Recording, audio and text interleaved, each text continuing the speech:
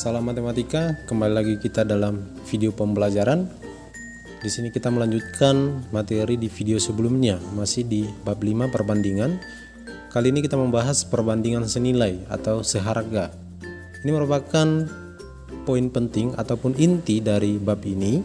Setelah ini nanti di video berikutnya kita bahas perbandingan berbalik nilai. Seperti apa itu perbandingan senilai? Kalau diartikan, perbandingan dua besaran dikatakan perbandingan senilai jika besaran pertama bertambah maka besaran kedua juga bertambah, atau sebaliknya jika besaran pertama berkurang maka besaran kedua juga berkurang. Itu makna dari perbandingan senilai. Seperti apa itu yang bisa kita lihat dalam kehidupan sehari-hari? Contohnya itu misal antara jarak tempuh dan bahan bakar suatu kendaraan. Semakin jauh jarak tempuhnya, maka bahan bakar yang kita perlukan semakin banyak. Begitu juga sebaliknya, semakin pendek jarak tempuhnya, ya, maka bahan bakarnya juga semakin sedikit. Contoh lain misalnya antara jumlah barang dan harga barang. Semakin banyak kita membeli suatu barang, maka harga yang kita keluarkan juga semakin besar. Begitu juga sebaliknya, semakin sedikit barang yang kita beli, maka harga yang kita keluarkan itu adalah semakin kecil. Begitu dan lain-lain masih banyak lagi. Oke, di sini kita lanjutkan sifat-sifat perbandingan senilai. Yang pertama yaitu perkalian silang.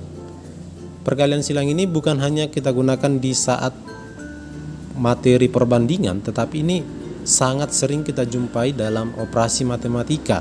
Ya, kita lakukan perkalian silang. Seperti apa itu? Supaya lebih jelas, sesuai namanya perkalian silang, ya, maka kita kalikan secara silang, yaitu A dikali D itu bernilai sama dengan B dikali C. Baik, supaya lebih jelas, perhatikan di sini kita bawakan ke dalam angka 1/2 itu sama dengan 2/4.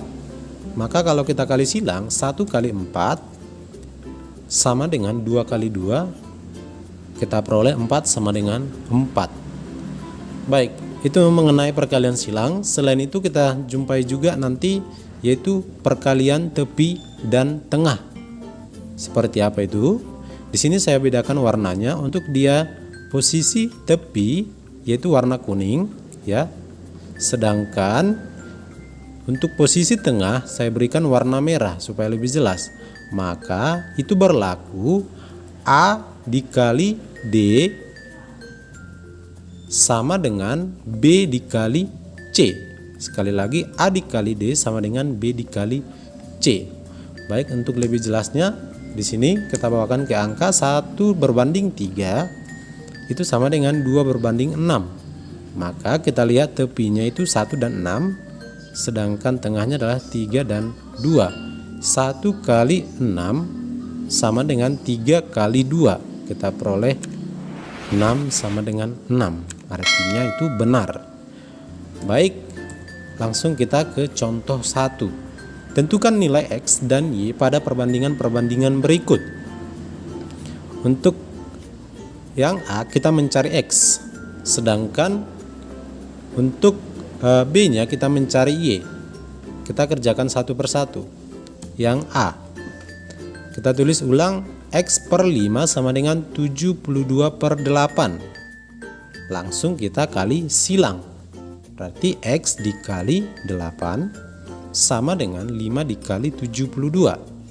X nya sama dengan 5 kali 72/8, kita peroleh 45. Jadi nilai X nya adalah 45. Maka sekarang kita lanjutkan pertanyaan B. Kita tulis ulang soal, 4/3 sama dengan 12/Y ditambah 5. Maka ingat, tepi kita kalikan dengan tepi, tengah kita kalikan dengan tengah. 4 dikali Y ditambah 5 sama dengan 3 kali 12. Kita kali ke dalam 4Y ditambah 20. Oke, banyak siswa kalau tidak teliti ini pasti bertanya kenapa ini kita peroleh 20. Ini kali ke dalam tadi, 4 kali Y 4Y, 4 kali 5 sama dengan 20. 3 kali 12 sama dengan 36, kita peroleh 4Y sama dengan 36 dikurang 20. Maka kita peroleh 4Y sama dengan 16. Y-nya sama dengan 4. Baik, demikian. Selain ini kita tambah lagi materi kita untuk kali ini, yaitu membahas tentang konstanta pada bentuk perbandingan. Ya, seperti apa itu konstanta? Kita tahu konstanta itu adalah bilangan tetap. Ya. Yang pertama, hasil bagi nilai Y dan X selalu sama atau konstan. Itu dia berasal dari ya kata konstan. Dinyatakan dengan K sama dengan Y1 per X1. Kemudian untuk bentuk persamaan dari perbandingan senilai itu adalah Y sama dengan KX. Sekali lagi, K itu tadi kita peroleh dari membagikan Y1 per X1 atau Y2 per X2 atau Y3 per X3 dan selanjutnya. Begitu ya. Kita langsung lihat ke contoh. Pada tabel berikut nilai Y terhadap X merupakan perbandingan senilai. Tentukan persamaannya. Ya. Di sini X-nya 3, Y-nya 12, X-nya 5, Y-nya 20. Dan saat X-nya 7, Y-nya 28. Kita mau menentukan persamaannya. Pertama kita cari K ya. Untuk K pertama itu Y1 per X1 kita peroleh 12 per 3 sama dengan 4. Kita cek lagi Y2 per X2 20 per 5 yaitu 4 juga.